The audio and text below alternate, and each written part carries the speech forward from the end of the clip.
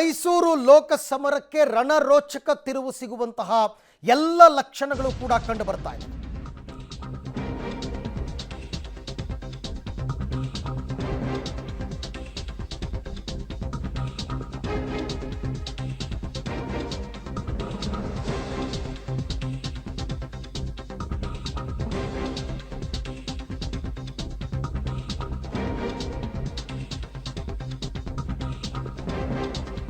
ಇಪ್ಪತ್ತೆಂಟು ಲೋಕಸಭಾ ಕ್ಷೇತ್ರಗಳ ಪೈಕಿ ವಿಪರೀತ ಕುತೂಹಲ ಕೆರಳಿಸಿರ್ತಕ್ಕಂಥ ಕ್ಷೇತ್ರ ಮೈಸೂರು. ಯಾಕೆ ಅಂದರೆ ಪ್ರತಾಪ್ ಸಿಂಹಗೆ ಟಿಕೆಟ್ ಅನುಮಾನ ಎಂಬ ಬೆನ್ನಲ್ಲೇ ತಂತ್ರಗಳ ಮೇಲೆ ತಂತ್ರಗಳು ನಡೀತಾ ಇದೆ. ಒಂದು ವೇಳೆ ಚುನಾವಣೆ ಸ್ಪರ್ಧೆಗೆ ಯದುವೀರ್ ಒಪ್ಪದೇ ಇದ್ದರೆ ಪ್ರತಾಪ್ ಸಿಂಹ ಅವರಿಗೆ ಟಿಕೆಟ್ ತಪ್ಪಿಸಿ ಯದುವೀರ್ಗೆ ಕೊಡಬೇಕು ಅಂತಕ್ಕಂಥದ್ದು ಲೆಕ್ಕಾಚಾರ. ಯದುವೀರ್ ಒಪ್ಪದಿದ್ದರೆ ಮತ್ಯಾರು? ಪ್ರತಾಪ್ ಸಿಂಹ ಅವ್ರನ್ನ ಬದಲಾವಣೆ ಮಾಡಿಯೇ ತೀರ್ತಾರ? ಮತ್ತೊಬ್ಬ ಅಚ್ಚರಿ ಹೆಸರನ್ನ ತರ್ತಾರ? ಬಿಜೆಪಿ ಹೈಕಮಾಂಡ್ನ ಗೇಮ್ ಚೇಂಜ್ ಆಗ್ತಾ ಇದೆ.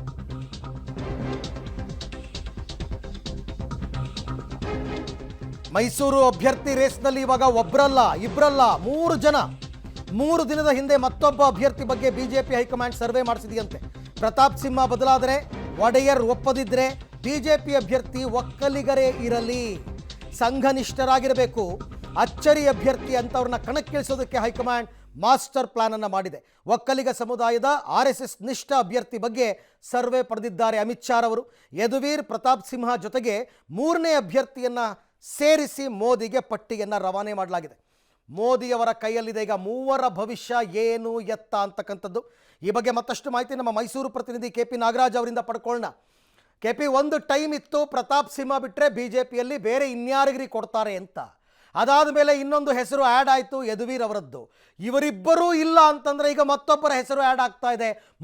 ಒಟ್ಟು ಮೂವರು ಅಭ್ಯರ್ಥಿಗಳು ಈಗ ಆಕಾಂಕ್ಷಿತರಾಗಿರ್ತಕ್ಕಂಥದ್ದು. ಸೊ ಈ ಥರದ ಬದಲಾವಣೆ ಮೈಸೂರು ಲೋಕಸಭಾ ಕ್ಷೇತ್ರದಲ್ಲಿ ಯಾಕಾಯಿತು, ಏನು ನಡೀತು ರಾಜಕೀಯ ಅಲ್ಲಿ ಅಂತ? ಅರವಿಂದ್, ಕಳೆದ ಮೊನ್ನೆ ಶುಕ್ರವಾರದವರೆಗೂ ಕೂಡ ಮೈಸೂರಿನ ಲೋಕಸಭಾ ಕ್ಷೇತ್ರದ ವಿಚಾರ ದೊಡ್ಡ ಮಟ್ಟದ ಚರ್ಚೆ ಆಗ್ತಾ ಇರಲಿಲ್ಲ.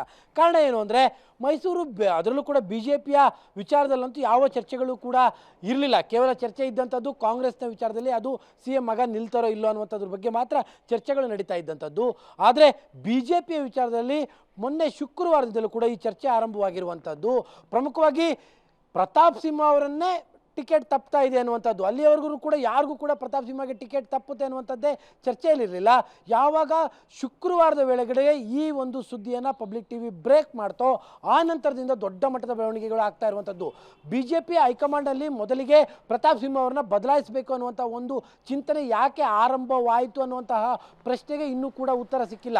ಯಾಕಂದರೆ ಅದಕ್ಕೆ ಉತ್ತರ ಕೊಡಬೇಕಾಗಿರುವಂಥದ್ದು BJP ಹೈಕಮಾಂಡ್. ಆದರೆ ಅವರು ಉತ್ತರ ಕೊಡಲೇಬೇಕು ಅನ್ನುವಂಥದ್ದು ಏನೂ ಕೂಡ ಇಲ್ಲ. ಆದರೆ ಆ ಚರ್ಚೆ ಅಂತೂ ಆಯಿತು. ಆ ಚರ್ಚೆಯ ಸಂದರ್ಭದಲ್ಲಿ ಮೊದಲು ಪ್ರಸ್ತಾಪವಾಗಿದ್ದಂಥದ್ದು ಯದುವೀರ್ ಅವರ ಹೆಸರು. ಯದುವಂಶದ ಯದುವೀರ್ ಅವರನ್ನು ಮೈಸೂರಿನ ಲೋಕಸಭಾ ಚುನಾವಣೆಯ BJP ಅಭ್ಯರ್ಥಿ ಮಾಡಬೇಕು ಎನ್ನುವಂಥದ್ದು. ಈ ವಿಚಾರದಲ್ಲಿ ಬಹುತೇಕ ಯದುವೀರ್ ಅವರ ಸಮ್ಮತಿ ಸಿಕ್ಕಂತೆ ಇದೆ. ಆದರೆ ಸಮ್ಮತಿಯನ್ನು ಕೊಡಬೇಕಾಗಿರುವಂತಹದ್ದು ಪ್ರಮೋದಾದೇವಿ ಒಡೆಯರ್ ಅವರು. ಆದರೆ ಪ್ರಮೋದಾದೇವಿ ಒಡೆಯರ್ ಅವರಿಗೆ ಈ ಸಂದರ್ಭದಲ್ಲಿ ರಾಜಕಾರಣಕ್ಕೆ ಬರುವಂತಹದ್ದು ಇಷ್ಟ ಇಲ್ಲ. ಹಾಗಾಗಿ ಅವರಿಂದ ಇನ್ನೂ ಕೂಡ ಯಾವುದೇ ರೀತಿಯಂತಹ ಸಿಗ್ನಲ್ ಬಂದಿಲ್ಲ, ಗ್ರೀನ್ ಸಿಗ್ನಲ್ ಬಂದಿಲ್ಲ. ಹೀಗಾಗಿ ಒಂದು ವೇಳೆ ಅವರು ಒಪ್ಪದೇ ಇದ್ದರೆ, ಯದುವೀರೇನೋ ಒಪ್ಪಿಡ್ತಾರೆ, ಆದರೆ ಅವರ ತಾಯಿ ಒಪ್ಪದೇ ಇದ್ದರೆ ಅವರ ಸ್ಪರ್ಧೆ ಕೂಡ ಕಷ್ಟ ಆಗ್ಬಿಡುತ್ತೆ. ಹೀಗಾಗಿನೇ ಈಗ ಆಪ್ಷನ್ 3ಯನ್ನು BJP ಹುಡುಕೊಂಡಿರುವಂಥದ್ದು. ಅದರಲ್ಲೂ ಕೂಡ ಪ್ರಮುಖವಾಗಿ ಮೈಸೂರು ಲೋಕಸಭಾ ವಿಚಾರದಲ್ಲಿ ಅವರು ಒಕ್ಕಲಿಗ ಸಮುದಾಯದವರಾಗಿರಬೇಕು. ಎರಡನೇದಾಗಿ BJPಯ RSSನ ನಿಷ್ಠರಾಗಿರಬೇಕು ಅನ್ನುವಂಥ ಲೆಕ್ಕಾಚಾರದ ಮೇಲೆ 3ನೇ ಅಭ್ಯರ್ಥಿಯನ್ನು ಕೂಡ ಈಗಾಗಲೇ BJP ರೆಡಿ ಮಾಡಿ ಇಟ್ಕೊಂಡಿದೆ. ಹೀಗಾಗಿ ಈಗ ಪ್ಯಾನಲಲ್ಲಿ ಒಟ್ಟು 3 ಜನರ ಹೆಸರಿದೆ. ಪ್ರತಾಪ್ ಸಿಂಹ ಅವರು, ಯದುವೀರ್ ಅವರು ಮತ್ತು 3ನೇವರು. ಆ 3ನೇವರು ಕೂಡ ಒಕ್ಕಲಿಗ ಸಮುದಾಯದವರು. ಹೀಗಾಗಿ ಕ್ಷಣ ಕ್ಷಣಕ್ಕೂ ದಿನದಿನಕ್ಕೂ ಕೂಡ BJPಯ ಮೈಸೂರು ಲೋಕಸಭಾ ಚುನಾವಣೆಯ BJPಯ ಅಭ್ಯರ್ಥಿಯ ವಿಚಾರವೂ ಕೂಡ ಬದಲಾಗ್ತಾನೆ ಇದೆ. ಅರವಿಂದ್.